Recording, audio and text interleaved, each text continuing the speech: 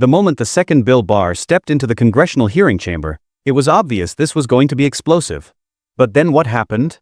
It was so shocking, it left the whole room in a state of shock and could have finished Barr's political career once and for all. Are you ready to see how all of this went down? Keep watching, because you won't believe the bombshell that was dropped. Former Attorney General Bill Barr, who is famous for his unwavering loyalty to Trump, was going to go toe-to-toe with Congresswoman Jasmine Crockett in what would become one of the most devastating political takedowns of the year. Trust me, this was not your run-of-the-mill hearing. Barr strode in with his trademark confidence and large frame, cameras snapping. He was ready to defend his legacy and retaliate against Democrats for challenging his behavior during the Trump years. Then, across from him was Jasmine Crockett, the tart-tongued congresswoman from Texas, who was about to deliver a bombshell that would change everything. "Mr. Barr," Crockett began, her voice steady but fraught with tension. "You've accused me and other members of Congress of lying about your conduct as Attorney General, but I have something here that's going to show who the real liar is." The room grew still, quiet. Barr's smug expression started to fade. What was she about to say? He had no idea. Before we dive into this moment in history, make sure you hit that subscribe button and ring the notification bell so that you don't miss moments like these. We're about to discuss why what Jasmine Crockett did was a game-changer in American politics. The hearing was supposed to be another day of political theater. It was supposed to be business as usual, some grandstanding politicians, and lots of cameras to capture the spectacle. But to Jasmine Crockett, this moment was carefully planned months in advance. She had documents, tapes, and evidence that would show that Barr didn't just lie to Congress. He actively obstructed justice at some of the most pivotal moments in U.S. political history. Now imagine this. Barr, a veteran Washington power insider, reclines in his chair with the smugness of a man who thought he was invincible. He had survived the Mueller investigation, the Ukraine debacle, and dozens of congressional hearings. What could a freshman congresswoman do to bring him down? Well, Crockett was about to show him how wrong he was. To accurately grasp the scale of this confrontation, you need to be familiar with the two main protagonists, Bill Barr and Jasmine Crockett. Bill Barr, 73, he wasn't some ordinary politician. He'd served as Attorney General twice, first for George H.W. Bush and then for Trump. But what really set Barr apart was being Trump's most prominent defender, with a reputation for twisting the law to protect the president. His political life had been built on being the ultimate Washington insider, working the system, spinning stories, and making troubles disappear. However, Barr's empire of lies was beginning to fall apart. Behind the scenes, sources had complained for months that Barr had lied to Congress, hidden evidence, and distorted investigations to protect Trump. Could they prove it, though? That was another story. Enter Jasmine Crockett, a 43-year-old Texas congresswoman. She wasn't your run-of-the-mill politician. She was a civil rights lawyer turned congresswoman and a passionate fighter for justice.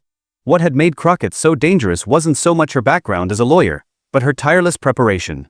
While other politicians had their staff members write questions for them, Crockett read each document, each transcript, and each piece of evidence herself for every investigation she conducted. And here is the bombshell. Crockett had been secretly collecting evidence against Barr for over a year, through Freedom of Information Act requests, interviews with ex-Justice Department officials, and building a timeline that would expose Barr's lies. But this wasn't just about politics. This was about whether or not people in power could lie to Congress and get away with it. Barr represented the old establishment, and Crockett represented the new generation that would not let powerful people get away with dodging accountability.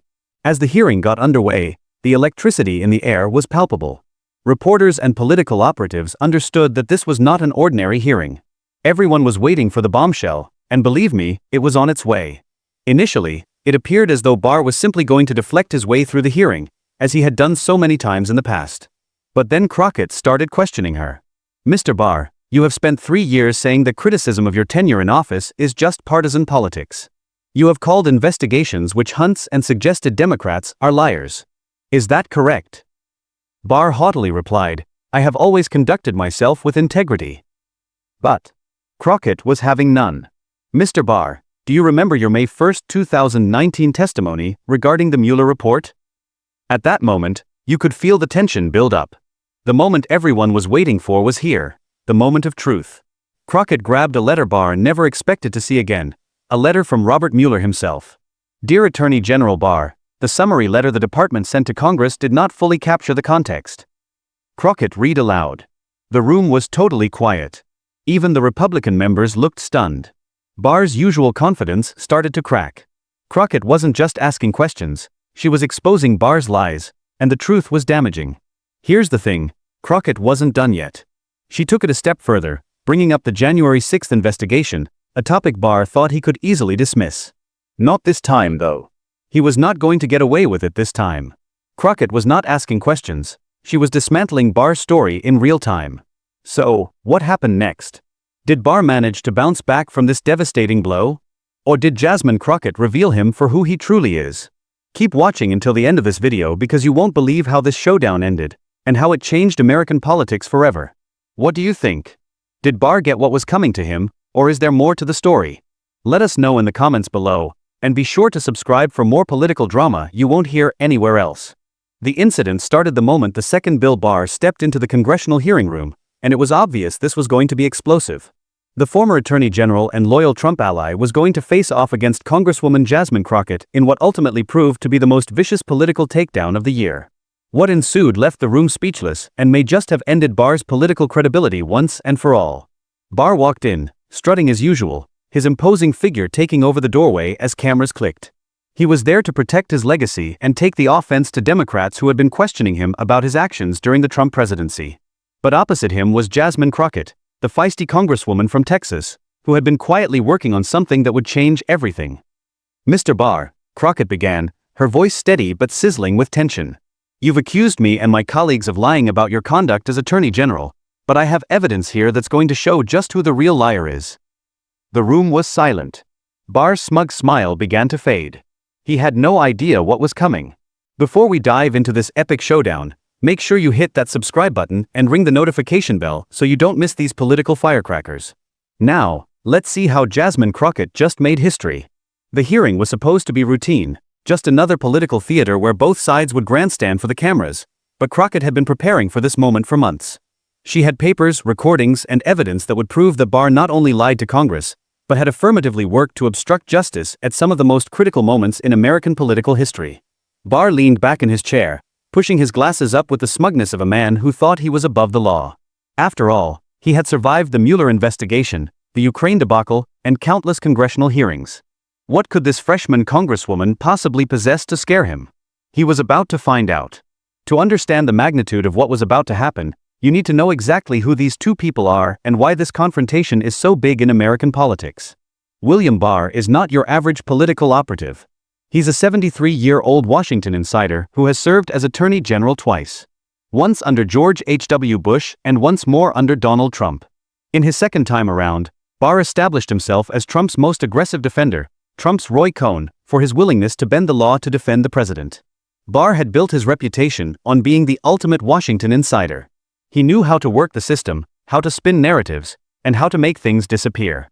Throughout the whole Trump era, he had been able to fend off criticism of the Mueller report, downplay the January 6th investigation, and insist continually that any attack on his character was just partisan politics. There was, nevertheless, a flaw in Barr's carefully crafted image.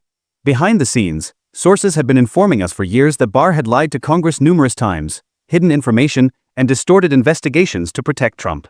The problem was in demonstrating it. At the other end of this face-off was Jasmine Crockett, the 43-year-old Texas congresswoman who had already earned a reputation as one of the most feared questioners in Congress.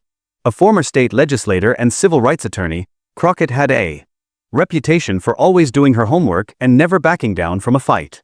What made Crockett so lethal wasn't so much her background as a lawyer, it was her preparation. Whereas other members of Congress relied on staff-written questions, Crockett read all the documents, all the transcripts, and all the evidence related to her investigations personally. She had a photographic memory for detail and a laser-like talent for uncovering inconsistencies in witness testimony. Crockett had been building a case against Barr for over a year. She had been working behind the scenes to secure documents through Freedom of Information Act requests, interviewing former Justice Department officials, and building a timeline that would expose Barr's most damaging lies. This wasn't some partisan brawl between a Democrat and a Republican. This was about something far bigger, whether or not the powerful in Washington could lie to Congress and get away with it. Barr represented the old guard, the establishment figures who believed they were above the law. Crockett was a new kind of politician who wouldn't let powerful people off the hook. The hearing room was packed with reporters, politicos, and citizens who had a feeling that something historic was about to take place. Social media was already buzzing in anticipation. Barr's hearing was trending, and the world was waiting to see if the former Attorney General was finally going to be held accountable. But Barr seemed relaxed, almost drowsy. He had been through these hearings countless times before. He knew how to deflect, how to run out the clock, and how to make Democrats look like they were playing politics. His talking points were memorized, his lines of defense prepared. What he did not know was that Crockett had talked to some ex-Justice Department officials who were horrified at what Barr had done but were too fearful to speak up while he was still in office. Now, with Trump out of office and Barr no longer Attorney General, these whistleblowers were finally ready to come forward. The documents Crockett had in her file were not just smoking guns. They were nuclear bombs that would annihilate Barr's credibility once and for all. The hearing began with the usual formalities, but everyone could feel the electricity in the air. Committee Chairman Jerry Nadler banged the session to order, and the first few Republicans asked softball questions designed to let Barr defend his record.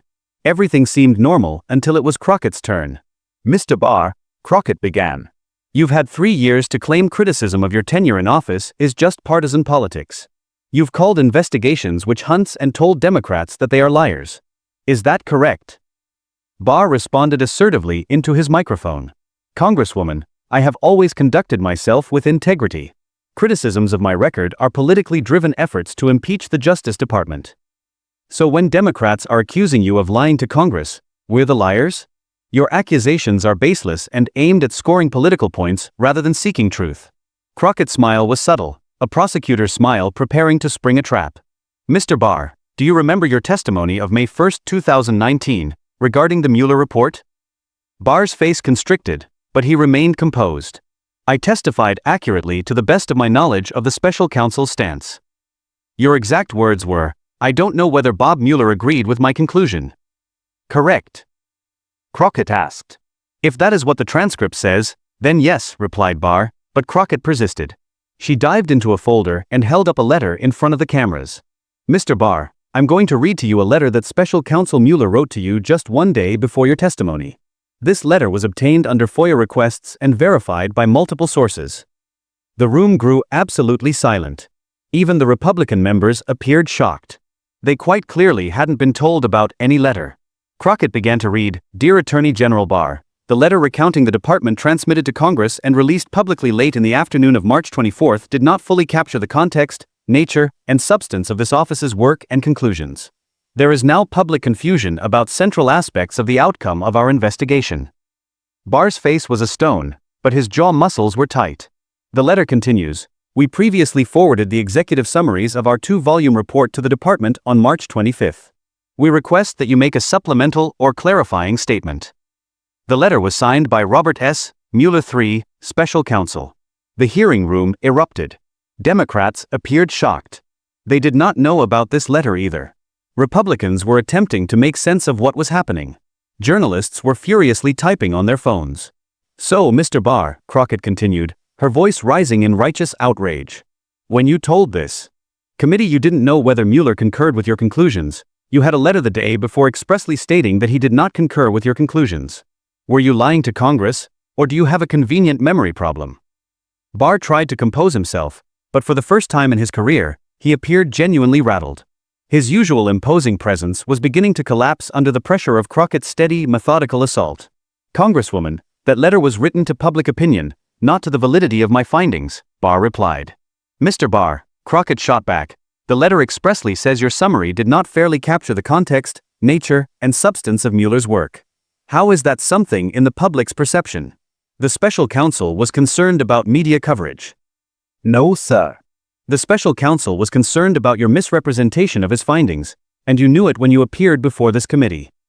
The Republican members of the committee were frantic to help their star witness. Representative Jim Jordan tried to intervene with a point of order, but Chairman Nadler would have none of it. "The gentlewoman from Texas has the floor and will be allowed to complete her questioning." Barr was sweating now, his forehead glistening under the committee room's harsh lights. His hands, which had been gesticulating with confidence just seconds before, were now grasping the table in front of him. The old political pro, who had weathered so many congressional storms, was being disemboweled by a congresswoman who had done her homework. Behind Barr, his legal team was passing panic notes and whispering to each other.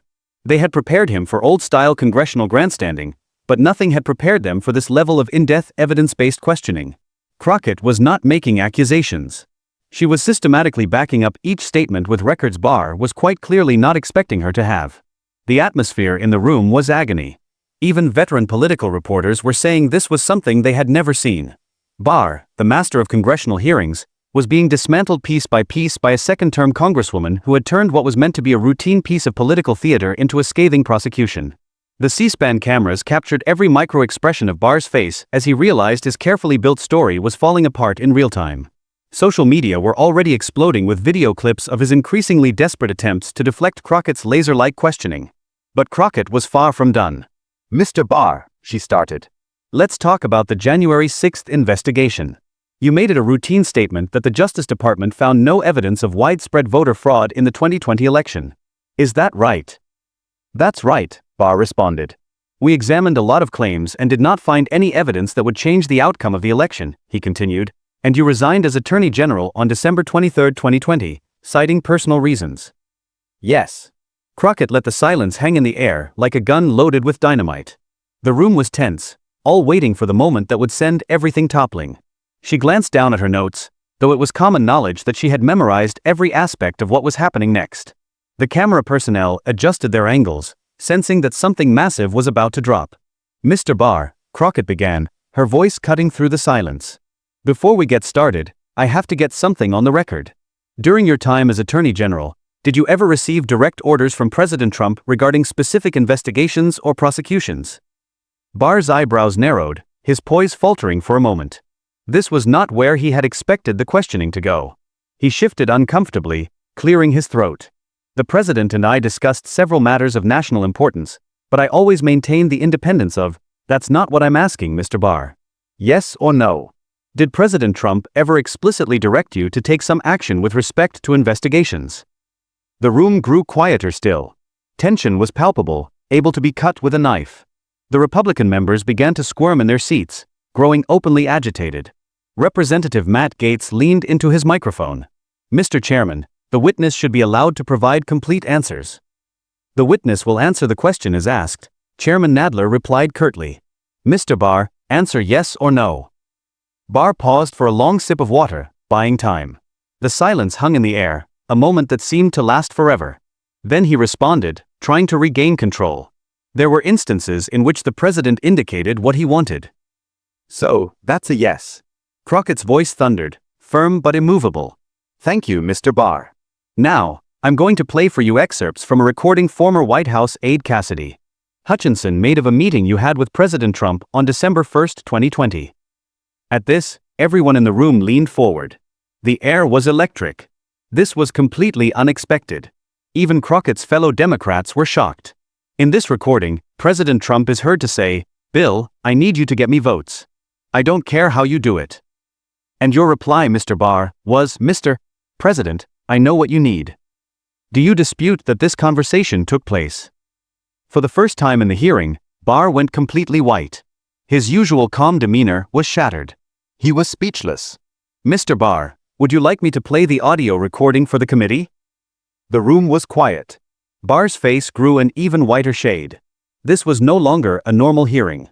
This was a game changer. Barr exploded, his composure completely gone. "I don't know where you got this alleged recording, but I categorically deny." "Mr. Barr," Crockett interrupted, her voice now icy. "Are you saying that Cassidy Hutchinson, a former White House aide who cooperated with the January 6th committee and has been praised by Republicans for her honesty, is not being honest?" Barr's voice broke. "I'm saying that I never agreed to anything like that," he stammered, but Crockett was relentless. "But you don't deny the conversation took place." It was a trap. Barr had no way out. If he denied the conversation, Crockett could bring out the recording. If he admitted it, she could ask why he hadn't reported it immediately. The room was waiting for his next move. Any context of the conversation would be applicable, Barr feebly stammered. "Mr. Barr, yes or no, did President Trump ask you to seek out votes to reverse the 2020 election?" The room was silent enough that you could hear the cameras clicking. This was it, the moment that would decide not just this hearing, but Barr's entire legacy. What happened next would go down as one of the most devastating moments in the history of congressional hearings. Realizing he was trapped, Barr tried one last desperate gambit. "Congresswoman," Barr tried to collect himself. "You're taking conversations out of context and making accusations based on recordings that were made illegally." "Mr. Barr," Crockett cut him off. "Are you now accusing a former White House staffer of illegally recording conversations?"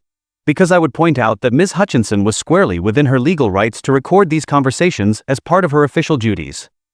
I'm telling you that your entire line of questioning is a politically motivated attack designed to— No, sir. Crockett's voice rang out across the entire room. What this is? Accountability. Something you clearly thought you'd never have to answer to. She stood, a thick stack of papers in her hand, her voice rigid and unyielding. Mr. Barr, you want to talk about political motivation? Let's talk about your political motivation. The room broke out.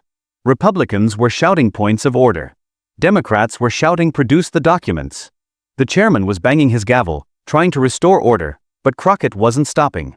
Mr. Barr, according to these under oath affidavits, you personally directed the delay of the Roger Stone sentencing recommendation after the 2020 election. You directed career prosecutors to downplay evidence in the Michael Flynn case. And perhaps most egregiously, you personally reviewed and signed off on talking points intended to discredit the Mueller investigation before you had even read the report in full. Barr was sweating in public now. His hands were shaking as he reached for his water glass. These are lies, he thundered. Politically motivated lies by disgruntled employees. Mr. Barr, Crockett's voice was now frosty. One of the disgruntled employees is Aaron Zielinski, the prosecutor you pushed off the Roger Stone case. Another is John Elias, a 15-year career Justice Department employee. Are you saying they're lying?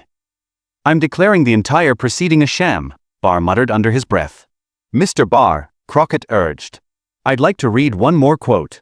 This is from an internal Justice Department email that you authored and sent to Associate Attorney General Rachel Brand on March 22, 2019, 2 days before you publicly announced your summary of the Mueller report. Crockett unfolded a piece of paper and began reading aloud. Rachel, we need to get ahead of this story before Mueller takes over and dictates terms. The whole report makes the president look terrible, but there's no collusion. We need to spin this one. The room gasped in its entirety. Even Republicans were stunned. Mr. Barr, you sent this letter before Mueller even completed his work. And 2 days ahead of you publishing your summary that you said was based upon your thorough reading of the report. You weren't summarizing Mueller's conclusions, you were burying them. Barr attempted to speak, but nothing emerged. For the first time in his distinguished career, the master manipulator had been thoroughly outmaneuvered. And lastly, Mr. Barr, let me share one other piece of evidence with you. This is a recording of a December 15, 2020, call you made to Georgia's Secretary of State Brad Raffensperger. Crockett pressed a button on her tablet, and the voice of Barr filled the room. Brad, the president is extremely interested in the vote total out of Georgia. Can we perhaps review some of these ballots again? The tape went on with Raffensperger's reply. General Barr, we have already certified. I don't know what you're asking me to do. And then Barr's voice once again, I'm asking you to be accommodating. This is a national matter of consequence. The room exploded in chaos. Republicans were shouting. Democrats were standing and applauding. Reporters were running for the exits to file their stories. But as the audio continued playing, the room gradually fell silent again. More of the conversation was revealed. Raffensperger's voice, Sir, with all due respect, we've conducted multiple recounts. The results are certified and final. Barr's voice harder now, Brad, you have to get it through your head, the seriousness of what we're facing here. The president isn't going to accept these outcomes and he's looking for any legal way to overturn them. Raffensperger, General Barr, are you asking me to create issues with our election that don't exist? A pause and then Barr's voice, softer but unmistakably clear, I'm asking you to be thorough in your review. Very thorough. The tape was cut off, and the silence that followed was stifling. Even Republican members of Congress who had been trying to stand up for Barr all this while were now sitting in stunned silence. It was no longer about perjury before Congress. It was evidence of potential election manipulation at the highest levels of government. Republic. Adam Schiff, who had been mostly silent throughout the hearing, leaned into the microphone. Mr. Chairman, in my view, we ought to refer this immediately to the Department of Justice for criminal investigation. The gallery, which had been told to hold its collective tongue during the proceedings, erupted into gasps and whispers. Security guards moved forward to maintain order as the political implications of what had just been uttered settled in for all present. Barr was seated motionless, face as white as a ghost. His hands were visibly trembling now, and for the first time in his many years of playing, the man who had always been famous for remaining calm under fire appeared to be sick. Mr. Barr, Crockett interrupted, her tone piercing through the commotion, You've spent 3 years telling us that you always did it by the book and every complaint about your behavior was politicized. But the record shows you lied to Congress over and over again, obstructed justice, and attempted to undermine the results of elections to benefit Donald Trump. Barr slumped in his chair, all the fight drained out of him. The self-assured establishment player who had entered the hearing room is now a shattered man whose deceptions have finally caught up to him. The question now isn't if you're guilty of these things. The facts establish that you are. The question is if Congress and the American people will at last hold you accountable for your crimes against democracy. The hearing room was stilled. Even Barr's Republican colleagues were left speechless. The facts were overwhelming, irrefutable, and devastating. Barr hesitated to take his microphone for the last time. "I request that we recess so that I may speak with my lawyer." "Mr. Barr," Crockett answered, "the time of the lawyers was ahead of you when you decided to lie to Congress. But you're right on one thing. You are certainly going to need a lawyer." The minute the hearing broke, the political world went wild. What had just happened wasn't just a congressional hearing. It was a complete and total demolition of one of the most powerful figures in contemporary American politics. Barr was trending #1 on Twitter within minutes of Crockett's devastating presentation. The video of the expressions on Barr's face as each piece of evidence was presented were being shared 1,000 times every minute. Political journalists declared it the greatest congressional moment in decades, since Watergate. MSNBC broke into regular programming to deliver live reports. CNN had constitutional law experts on to weigh in about the potential criminal charges. Even Fox News, which had been called on to rally to Barr's cause, was forced to acknowledge the strength of Crockett's evidence. The tapes that Crockett had played were being looked at by all the big news organizations. Audio experts had verified them, and the sources she had referenced were being cross-checked by more than one source. All of the evidence was checking out, and the political world was shocked. The Republican Party was in complete crisis mode. GOP leadership, who had planned on using the hearing to pounce on Democrats, found themselves unexpectedly having to defend if they stood by Barr's actions. Various Republican senators who had previously praised Barr were left to make statements disowning him. Senator Lindsey Graham, previously a vocal supporter of Barr, stated in a comment to journalists, "If these are true allegations, they are a serious breach of the public trust. The Justice Department's got to be above politics." Even Senator Ted Cruz had a reaction regarding the recordings by stating, "I haven't heard all the evidence yet, but what was presented today is very concerning." For the Democrats, this was vindication of everything they had been saying about Barr for years. House Speaker Nancy Pelosi demanded an immediate criminal referral to the Justice Department. Senate Majority Leader Chuck Schumer demanded the security clearance be revoked from Barr immediately. But the greatest beneficiary was obviously Jasmine Crockett herself. The relatively unknown congresswoman from outside of Texas was now suddenly being talked about as a future White House contender. Her meticulous dismantling of Barr was being likened to the greatest congressional moments in U.S. history. Former President Obama wrote on Twitter, "Today we saw what real accountability looks like."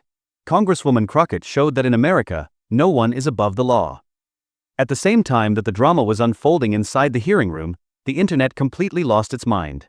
Barr blew onto Twitter's trending list in minutes of Crockett's first bombshell. The video clip of Barr's shocked expression upon reading Mueller's letter had already been streamed over 100,000 times before the hearing was even halfway through. Political TikTok lost its mind with reaction videos.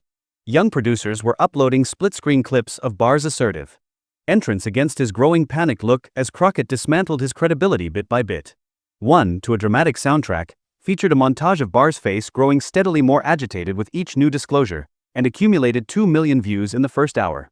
Instagram was saturated with infographics dissecting each item of evidence Crockett had introduced. Users were creating complex timelines illustrating how Barr's lies had evolved over time. The largest post was side-by-side pictures of Barr's testimony in Congress claiming not to know anything with the real documents showing that he was fibbing. On Reddit, political junkies were dissecting each part of the hearing in real time. The var/politics mega thread had over 50,000 comments in 2 hours. Users were placing background information about each item of evidence, debating the impact on the law, and offering opinions about Crockett's preparation and presentation. Political commentary YouTube channels were streaming reaction videos with the hosts pausing every few minutes to analyze the significance of what they were watching. Chat rooms were moving so fast that moderators could not keep up with the barrage of comments congratulating Crockett on his step-by-step destruction of Barr's credibility. International media picked up the story in a jiffy. BBC, Al Jazeera, and other global media were running live feeds of what they termed a moment of historic accountability in American politics. Overseas journalists tweeted that they could not recall anything similar to the level of preparation and evidence that Crockett had organized. The hearing was appointment viewing for political addicts worldwide, and their viewership was equal to top-level sporting events. Rachel Maddow began that evening's show with, "In 30 years reporting on politics, I have never seen anything like what Jasmine Crockett did today." She didn't merely interrogate Bill Barr, she brought his career to an end. Conservative commentator David French, in an opinion piece for The Atlantic, wrote, "Whatever you think of Barr's politics, the evidence presented today shows a pattern of corruption that should concern every American who believes in the rule of law." Even some conservative media outlets had to concede the force of Crockett's argument. The Wall Street Journal editorial board wrote, "The evidence presented by Republic. Crockett raises serious questions about Mr. Barr's conduct that cannot be brushed off as partisan politics." Within a matter of days of the hearing, already on TV news shows were appearing former federal prosecutors talking about probable criminal charges against Barr. The tapes that were played appeared to show outright obstruction of justice and possibly even election interference. Former U.S. Attorney Preet Bharara tweeted, "Based on what I heard today, Bill Barr should be very worried about criminal prosecution. The evidence of obstruction is overwhelming." Legal officials believed that the statute of limitations has not yet run out for most of the potential crimes revealed during the hearing. The Justice Department would now face immense pressure to launch a criminal investigation. In the days following the hearing, staff of Barr sought frantically to contain the damage. His lawyer issued a statement claiming the recordings had been selectively edited out of context and Barr had behaved lawfully in every way. But that exacerbated the issue. When challenged by reporters to provide the context to gloss over the recordings, Barr's aides were unable to do so. When they claimed the recordings had been selectively edited, audio technicians confirmed they were complete and intact. Barr himself more or less vanished from public sight. The man who had never hesitated to appear on television to defend himself was nowhere to be seen. His people scratched a number of scheduled media appearances, and he turned down interview requests from all the major news outlets. Crockett had demonstrated that with preparation and genuine evidence, even the most influential players could be held accountable. Her disciplined strategy became a template for subsequent congressional investigations. The hearing also solidified Crockett's status as one of the best members of Congress. In a matter of weeks, she was being courted to run for Senate. Political consultants from around the country were contacting her office. She had been an unknown House member just overnight, and now she was a national political sensation. To the larger political arena, the hearing showed that truth did still count in American politics.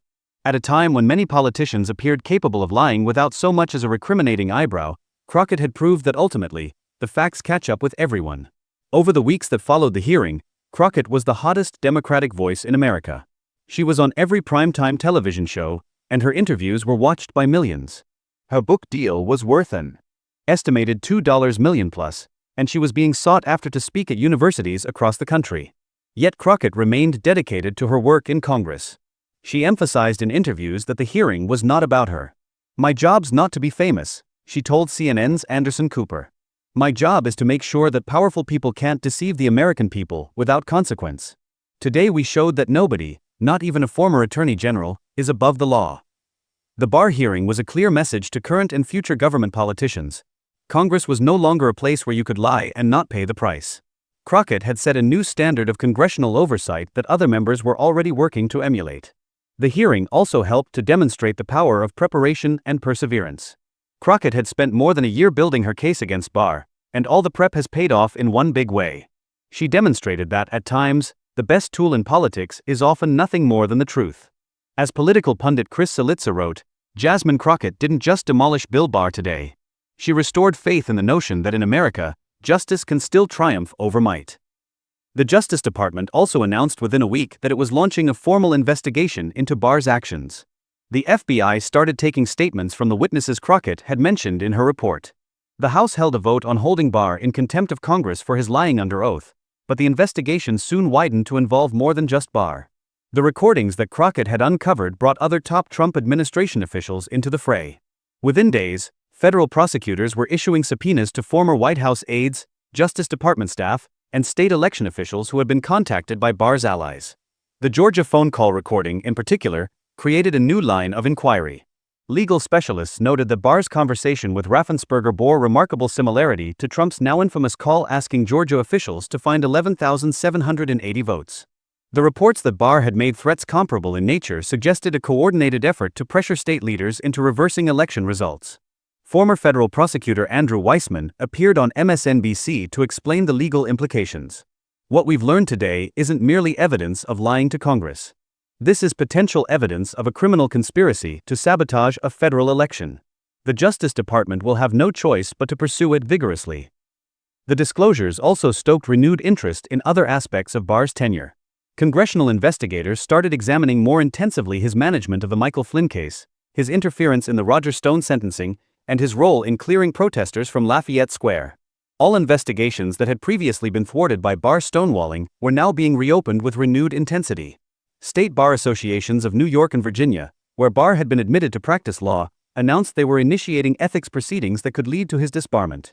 Lawyers pointed out that perjury before Congress was just the sort of activity that would justify loss of law license. For Crockett, the hearing was only the start. She was already crafting her next investigation, and Washington insiders were instructing clients that deceit to Congress no longer paid. The days of consequence-free deceptions in American politics were over. Political operators all over Washington were viewing videotape of Crockett's performance, trying to determine how she had so thoroughly prepared for the hearing. Law schools started including her technique of questioning in their trial advocacy courses. Her by-the-book, fact-driven approach became the benchmark for congressional oversight. And it started with one congresswoman from Texas who refused to let anyone get away with anything. The final question wasn't whether Bill Barr would be held accountable for what he did. It was how long it would take the full weight of justice to catch up to him. The facts were too overwhelming to ignore. The question now was who would be next to face Jasmine Crockett's tireless pursuit of the truth. Crockett's methodical, fact-driven approach had shaken the political world, and her fight for accountability was far from over. If you were motivated by this story of justice and accountability, be sure to like this video and subscribe to our channel for more political dynamite. Ring that notification bell so you never miss when we expose the truth about what's truly happening in Washington. The battle for accountability has just started, and you won't want to miss the next installment.